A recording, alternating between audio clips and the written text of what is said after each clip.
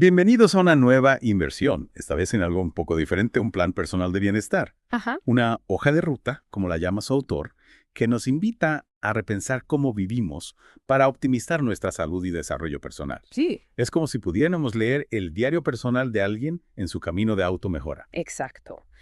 Y lo fascinante es cómo esta hoja de ruta comienza contrastando la vida moderna con nuestro pasado evolutivo. Plantea que nuestro estilo de vida actual, tan alejado de cómo vivían nuestros ancestros, nos está llevando por un camino que afecta nuestra salud de maneras que ni siquiera imaginamos. Interesante. ¿Puedes contarnos un poco más sobre eso? Claro.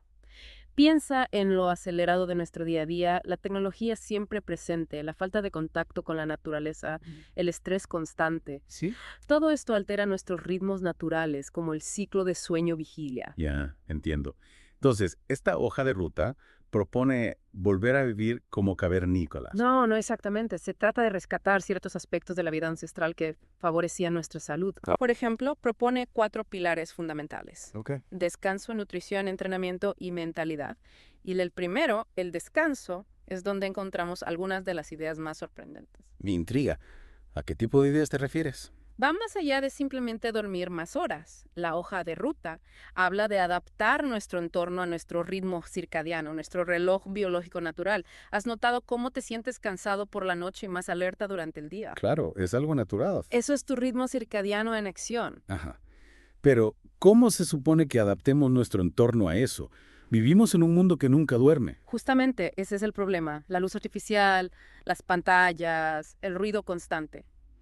Todo esto interfiere con nuestra producción de melatonina, la hormona que regula el sueño. Entiendo. El documento sugiere medidas que pueden parecer radicales, como apagar el wifi por la noche, usar luces rojas Vaya, e incluso evitar el celular horas antes de dormir. apagar el wifi.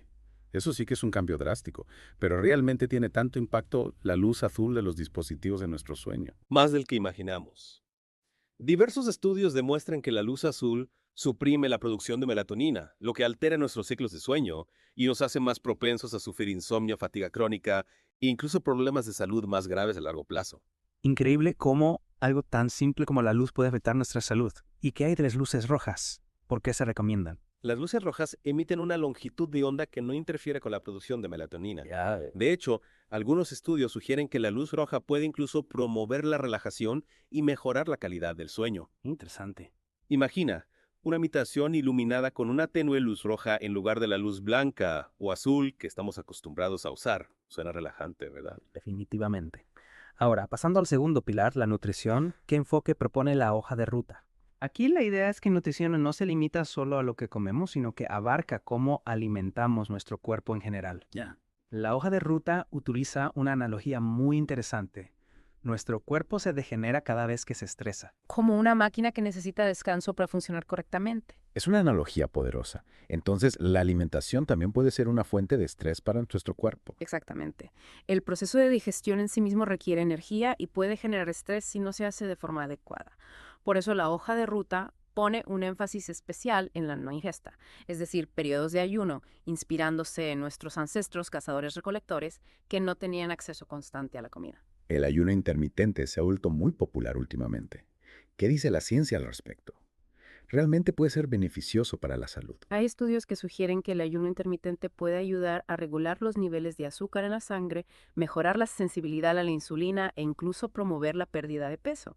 Claro, no es para todos y es importante hacerlo con precaución, Claro. pero es un concepto que vale la pena explorar. Definitivamente, es un tema que da para mucho más. Pero antes de adentrarnos en eso, me gustaría tocar otro punto que me llamó la atención. La recomendación de evitar las pastillas a menos que sean estrictamente necesarias. ¿A qué se debe este enfoque? La hoja de ruta busca un acercamiento más natural a la salud, promueve una alimentación basada en alimentos naturales y sin procesar, ricos en nutrientes. La idea es que en la mayoría de los casos podemos obtener todo lo que necesitamos a través de una dieta equilibrada y variada. Es decir, que los suplementos vitamínicos no son necesarios. No necesariamente. En algunos casos, como deficiencias nutricionales o ciertas condiciones médicas, la suplementación puede ser necesaria. Ya. La idea es no depender de las pastillas como solución mágica Entiendo.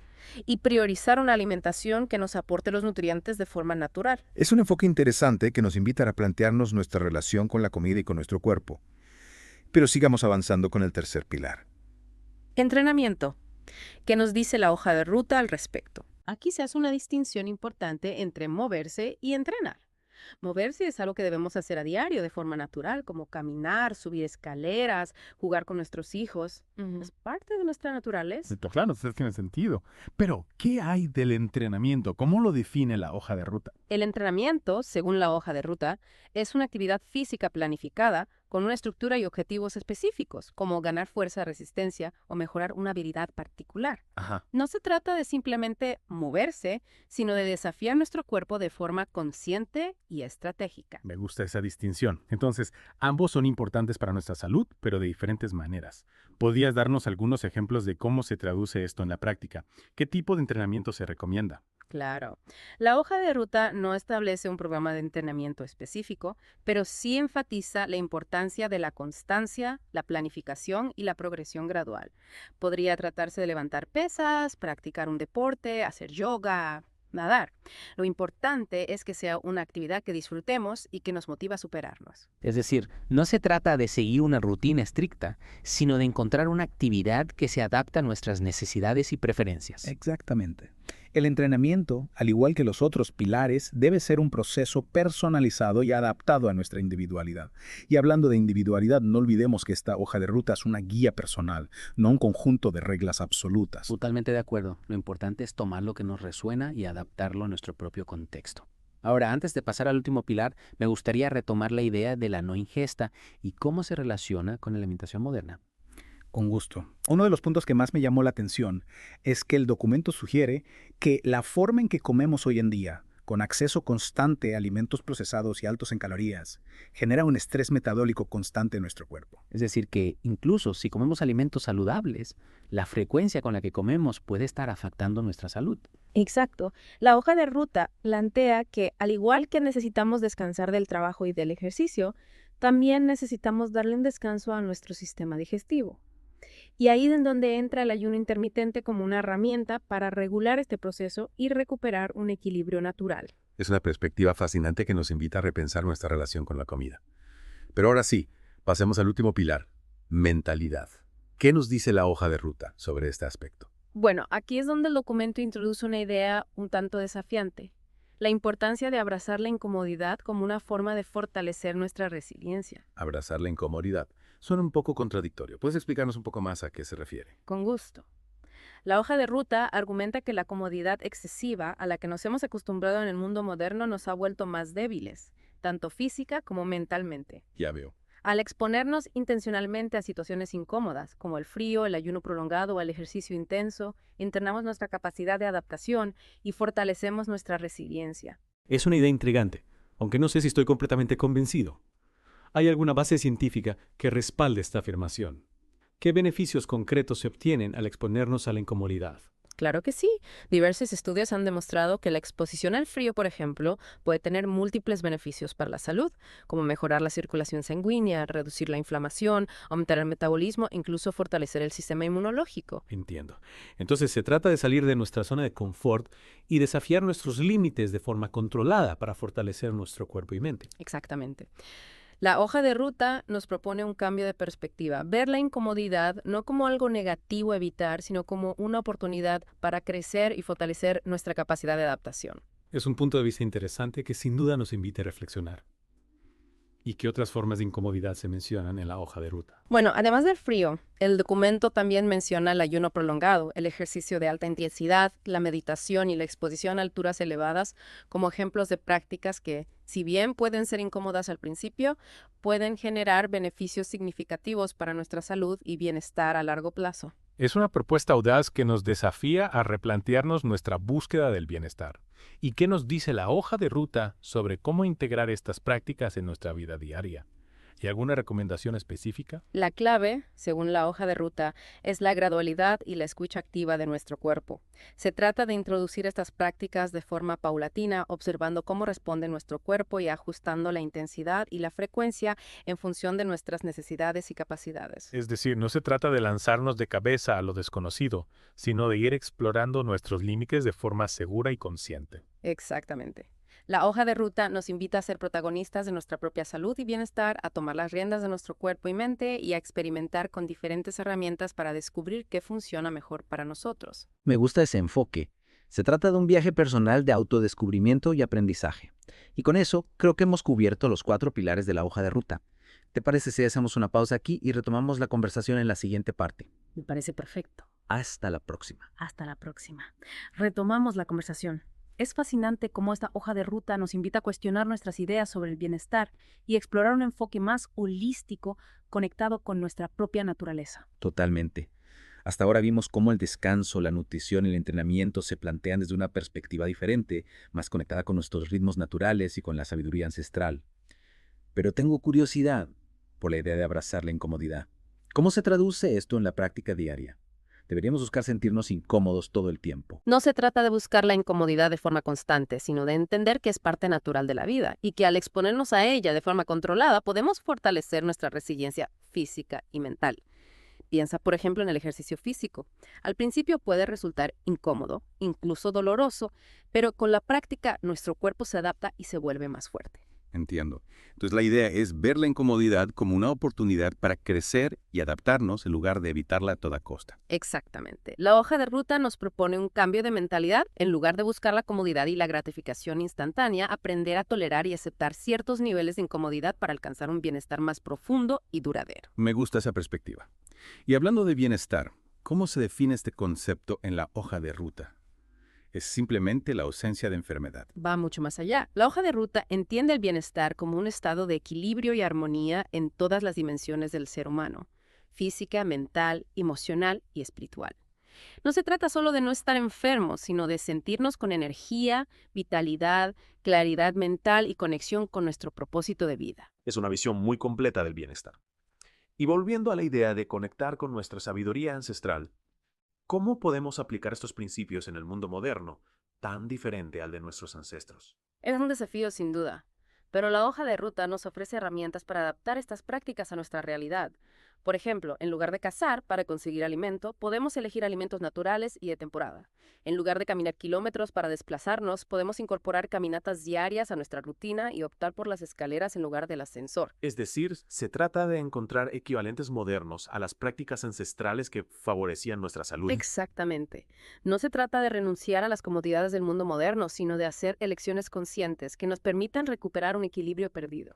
Y hablando de elecciones conscientes, ¿qué nos dice la hoja de ruta sobre la tecnología y su impacto en nuestro bienestar? La hoja de ruta reconoce que la tecnología es una herramienta poderosa que puede tener tanto beneficios como perjuicios para nuestra salud. El desafío está en utilizarla de forma consciente y equilibrada, sin permitir que nos domine y nos desconecte de nuestros ritmos naturales. Es decir, no se trata de demonizar la tecnología, sino de aprender a gestionarla de forma inteligente. Exactamente. Por ejemplo, establecer límites claros al uso de dispositivos electrónicos, especialmente antes de dormir, y dedicar tiempo a actividades que nos permitan desconectar y reconectar con nosotros mismos y con la naturaleza. Me parece un mensaje muy relevante en el mundo actual, donde estamos constantemente bombardeados por estímulos digitales. Y en línea con esta idea de reconexión con nosotros mismos, me gustaría profundizar un poco más en el pilar de la mentalidad. ¿Qué otras prácticas o herramientas se mencionan en la hoja de ruta para cultivar una mente más fuerte y resiliente? Además de la exposición a la incomodidad, la hoja de ruta hace hincapié en la importancia de la meditación, la atención plena y el cultivo de una actitud positiva ante la vida.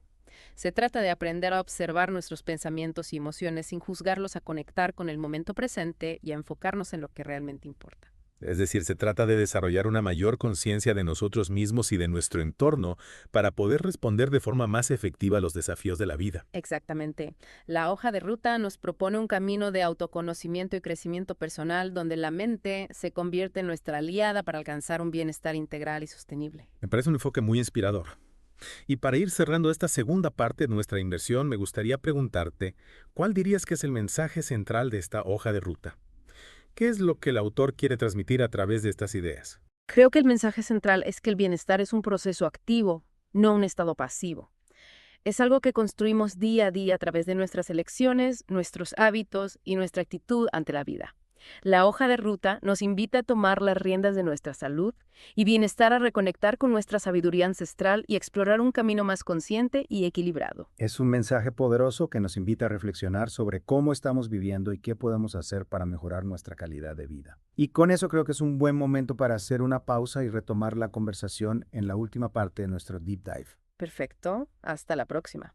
Retomamos nuestra inmersión en esta hoja de ruta, que nos ha llevado a explorar ideas fascinantes sobre el descanso, la nutrición, el entrenamiento, la mentalidad, siempre con la mirada puesta en recuperar la sabiduría de nuestros ancestros. Y lo que me parece realmente valioso es que no se limita a darnos consejos genéricos, sino que nos invita a un proceso de autoobservación y experimentación constante. Exacto, nos anima a descubrir qué funciona mejor para cada uno de nosotros, adaptar las herramientas y prácticas a nuestra propia realidad y convertirnos en protagonistas de nuestro bienestar. Y hablando de herramientas, me gustaría volver a la idea de la exposición al frío, que mencionamos antes. ¿Podrías contarnos un poco más sobre los beneficios específicos que se le atribuyen? Claro, como mencionamos antes, la exposición al frío puede mejorar la circulación sanguínea, reducir la inflamación e incluso fortalecer el sistema inmunológico. Pero además, estudios recientes han demostrado que puede aumentar la producción de tejido adiposo marrón, que es un tipo de grasa que ayuda a quemar calorías y regular la temperatura corporal. Es increíble cómo algo tan simple como exponernos al frío puede tener tantos beneficios. ¿Y qué recomendaciones prácticas se dan en la hoja de ruta para incorporar esta práctica a nuestra vida diaria? Debemos darnos duchas heladas todos los días. No necesariamente la hoja de ruta sugiere comenzar de forma gradual, con duchas frías cortas al final de la ducha habitual, e ir aumentando el tiempo de exposición progresivamente. También se menciona la posibilidad de nadar en agua fría, hacer caminatas al aire libre en invierno, o incluso utilizar bolsas de hielo de forma localizada. Entiendo, se trata de encontrar la forma que mejor se adapte a cada uno y de ir desafiando nuestros límites poco a poco. Y en línea con esta idea de desafiarnos a nosotros mismos, me gustaría retomar el concepto de ayuno intermitente que ha generado mucha controversia en el mundo de la nutrición. ¿Podrías hablarnos un poco más sobre los diferentes protocolos de ayuno que existen y cuáles son sus potenciales beneficios? Con gusto, existen diferentes protocolos de ayuno intermitente, como el método 168 que consiste en ayunar durante 16 horas y tener una ventana de alimentación de 8 horas, el método 52 que implica comer normalmente durante 5 días a la semana y restringir las calorías a 500-600 durante 2 días, y el ayuno en días alternos, que implica alternar días de ayuno completo con días de alimentación normal. Es interesante la variedad de opciones que existen. Y en cuanto a los beneficios, ¿qué dice la ciencia al respecto? Los estudios sobre el ayuno intermitente aún son relativamente recientes, pero los resultados preliminares son prometedores. Se ha demostrado que puede ayudar a regular los niveles de azúcar en sangre, mejorar la sensibilidad a la insulina, reducir la inflamación, aumentar la producción de la hormona de crecimiento y promover la autofagia, que es un proceso de limpieza y reciclaje celular. Suena muy interesante. Claro que como cualquier práctica que implique cambios en nuestra alimentación, es importante hacerlo con precaución y bajo la supervisión de un profesional de la salud. Totalmente de acuerdo. El ayuno intermitente no es adecuado para todas las personas y puede tener contraindicaciones en algunos casos. Es fundamental informarse bien antes de iniciarlo y adaptarlo a nuestras necesidades y características individuales. Y con eso creo que hemos cubierto los puntos más relevantes de esta fascinante hoja de ruta. Para ir cerrando nuestro deep dive, me gustaría preguntarte, ¿cuál dirías que es el principal aprendizaje que te llevas de esta inmersión? Lo que más me ha impactado es la visión holística del bienestar que propone la hoja de ruta. Nos recuerda que no se trata solo de cuidar nuestro cuerpo físico, sino de atender también nuestra mente, nuestras emociones y nuestra conexión con la naturaleza y con nosotros mismos. Coincido plenamente. Y creo que el mensaje final que nos deja esta hoja de ruta es que el bienestar es un viaje personal, un proceso de aprendizaje continuo que requiere atención, compromiso y experimentación. No existen fórmulas mágicas, sino un camino que cada uno debe recorrer a su propio ritmo, escuchando a su cuerpo y a su intuición. Exacto. Y lo más importante es recordar que no estamos solos en este viaje. Existen herramientas, prácticas y comunidades que nos pueden acompañar y guiar en este proceso de autodescubrimiento y crecimiento personal. Gracias por acompañarnos en esta inversión en la hoja de ruta. Esperamos que les haya inspirado a explorar sus propias ideas y a encontrar su propio camino hacia un bienestar más pleno y consciente. Hasta la próxima.